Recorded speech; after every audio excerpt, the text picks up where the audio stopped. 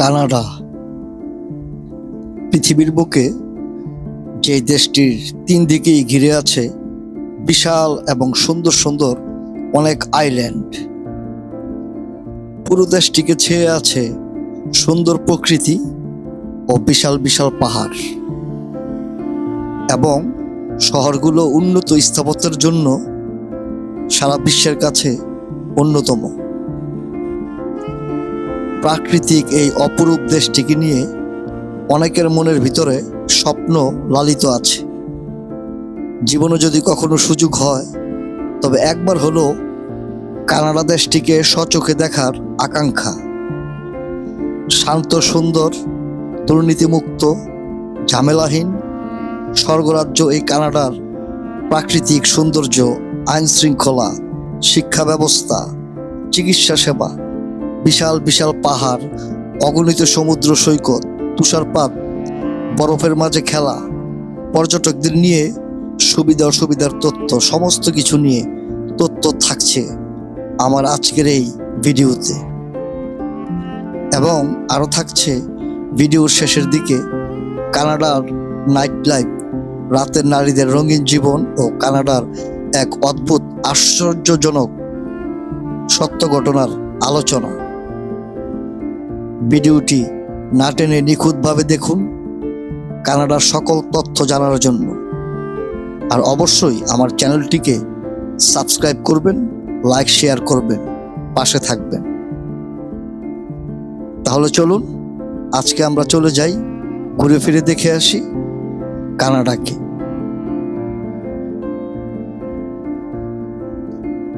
Canada উত্তর America মহাদেশের উত্তরাংশে অবস্থিত বিশ্বের দ্বিতীয় বৃহত্তম দেশ, যা তার প্রাকৃতিক সৌন্দর্য, বহু সাংস্কৃতিক সমাজ এবং উচ্চ জীবনযাত্রার মানের জন্য সুপরিচিত। এটি প্রশান্ত মহাসাগর থেকে আটলান্টিক এবং উত্তরে আর্কটিক মহাসাগর পর্যন্ত বিস্তৃত।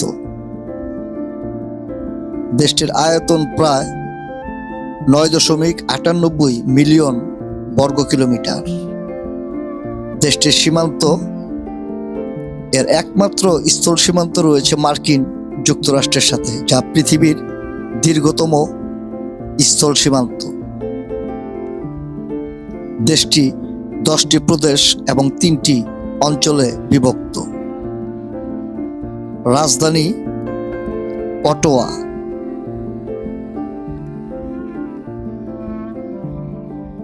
প্রধান শহর টরন্টো। আর্থিক কেন্দ্র ভ্যাঙ্কুভার, পশ্চিম উপকূলের প্রধান বন্দর। মন্ট্রিয়ল, ফরাসি সংস্কৃতি কেন্দ্র। জনসংখ্যা প্রায় 41 মিলিয়নের বেশি। কানাডার 2টি সরকারি ভাষা রয়েছে, ইংরেজি এবং ফরাসি। দেশের কুইবেক প্রদেশে ফরাসি ভাষার প্রাধান্য সবচেয়ে বেশি। কানাডা একটি ফেডারেল পার্লামেন্টারি ডেমোক্রেসি এবং সাংবিধানিক রাজতন্ত্র। রাষ্ট্রপ্রধান হলেন ব্রিটিশ রাজা বা রানী, যিনি মূলত আলস্কারিক ভূমিকা পালন করেন, এবং একজন গভর্নর জেনারেল দ্বারা প্রতিনিধিত্ব করা হয়। তবে দেশের প্রকৃত নির্বাহী ক্ষমতা প্রধানমন্ত্রীর হাতে ন্যস্ত থাকে। কানাডা বিশ্বের অন্যতম ধনী দেশ এবং এর অর্থনীতি মূলত পরিষেবা, শিল্প এবং প্রাকৃতিক সম্পদের উপর নির্ভরশীল। দেশটি তেল, গ্যাস, খনিজ পদার্থ এবং কাঠের একটি প্রধান উৎপাদক ও রপ্তানিকারক। কানাডা গ্রেট হোয়াইট নর্থ নামে পরিচিত। এর জলবায়ু অঞ্চল ভেদে ভিন্ন হয়।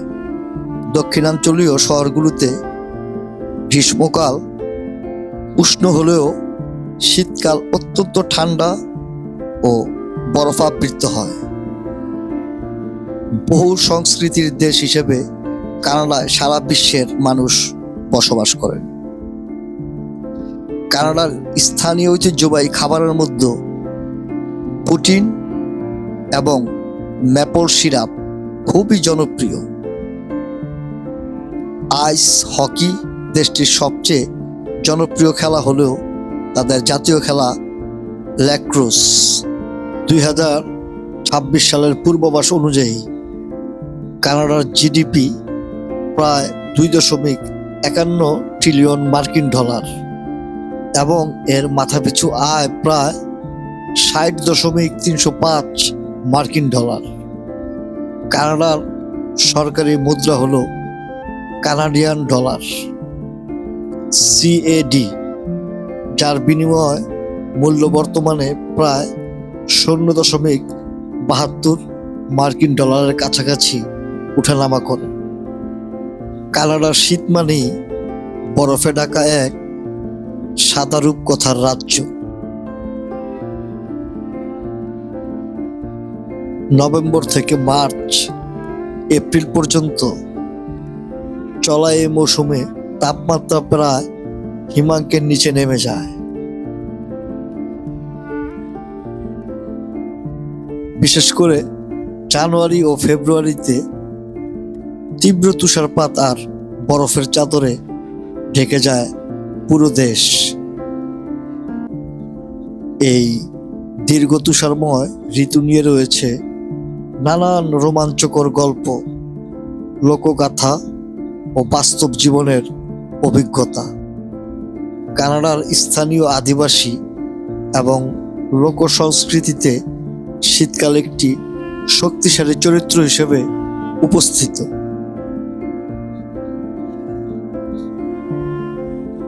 কানাডার রাজধানী অটোয়াতে আয়োজিত বিখ্যাত শীতকালীন উৎসব উইন্টার রোড এ আইস হক পরিবারের গল্প বেশ জনপ্রিয়। এই পৌরাণিক বরফ দানবরা শেষ তুষার যুগ থেকে এসেছে বলে লোকমুখে প্রচলিত। তারা মানুষের মতো তুষার ও ঠান্ডা উপভোগ করে। হোটেল ডি গ্লেস কুইবেক সিটিতে প্রতি শীতে বরফ দিয়ে তৈরি হয় এক রাজকীয় হোটেল।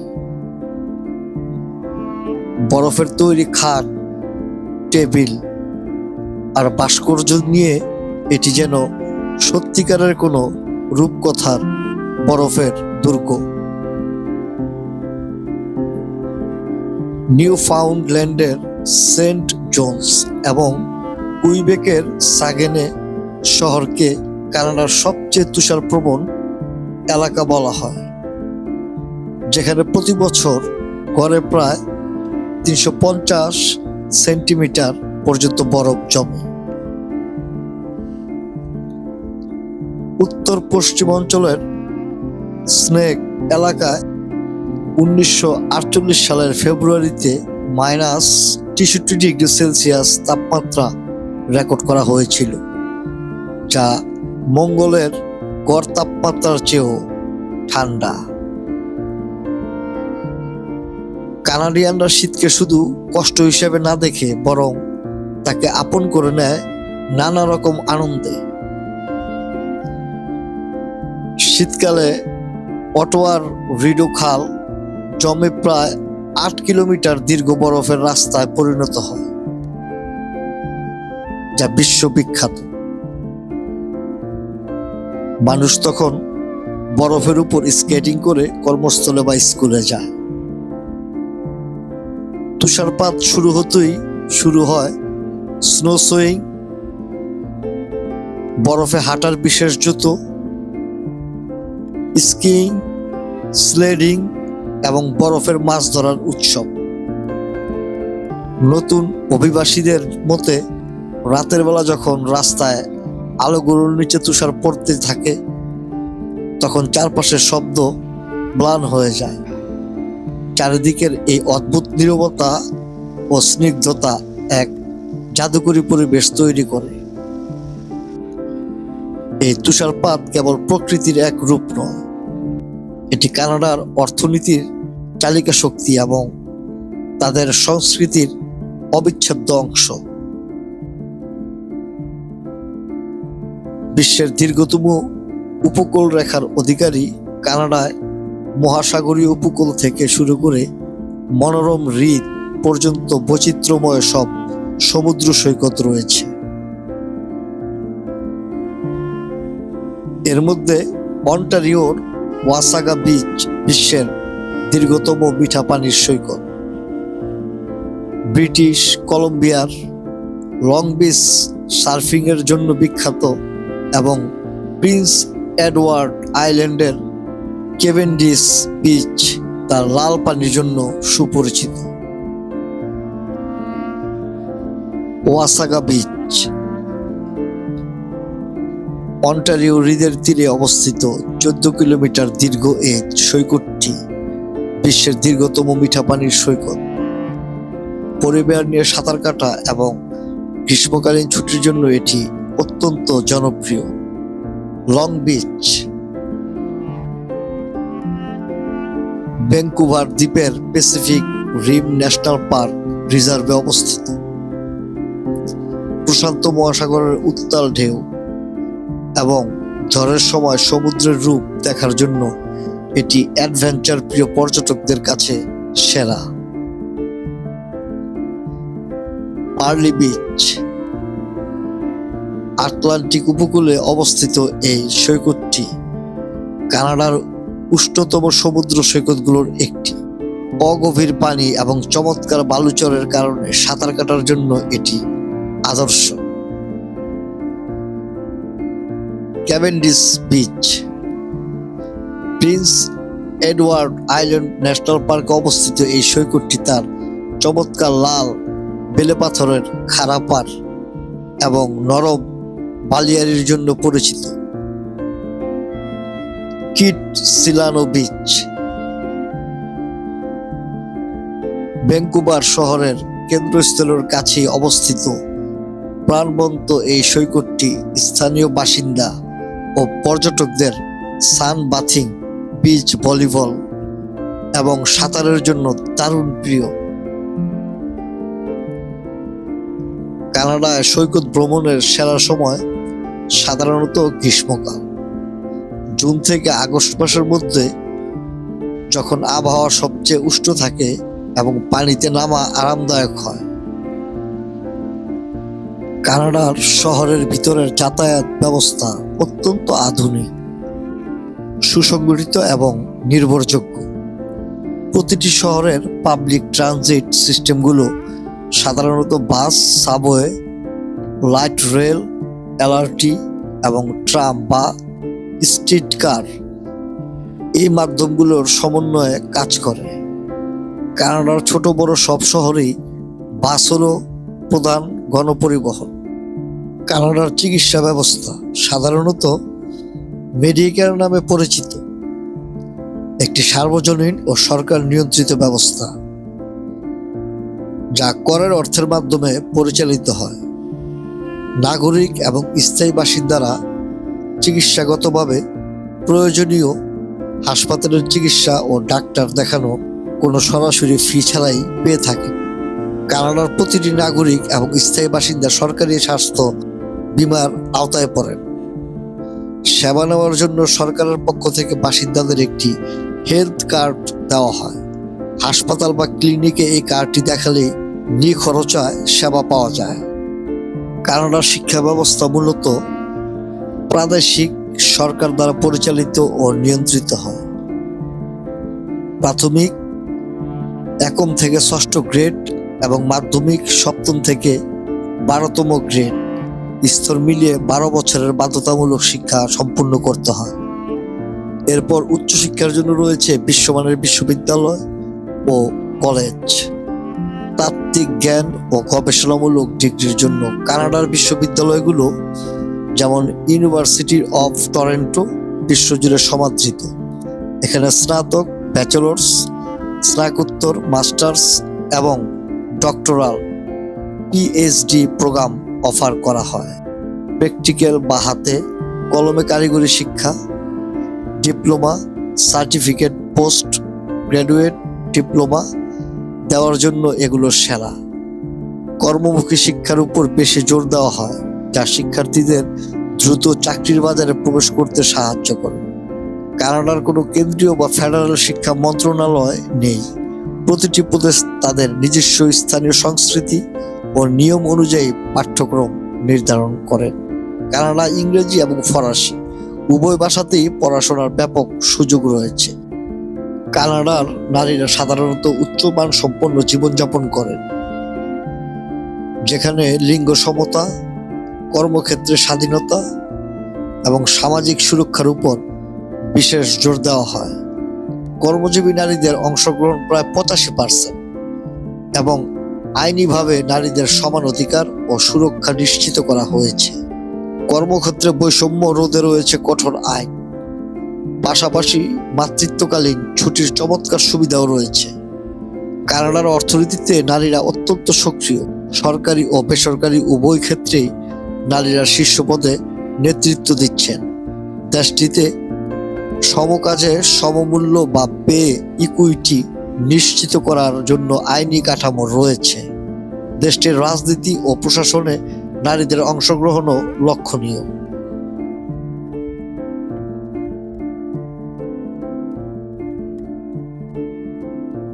টরন্টো, মন্ট্রিয়াল ও ভ্যাঙ্কুভারের মতো বড় শহরগুলো প্রাণবন্ত নাইট ক্লাব, স্বাধীন বার এবং লাইভ মিউজিক ভেন্যুর জন্য পরিচিত। কানাডায় 4000-এরও বেশি শপিং মল রয়েছে, যার মধ্যে এডমন্টনের ওয়েস্ট এডমন্টন মল উত্তর আমেরিকার বৃহত্তম এবং টরন্টোর ইয়র্কডেল শপিং সেন্টার বিলাসবহুল ব্র্যান্ডের জন্য সেরা।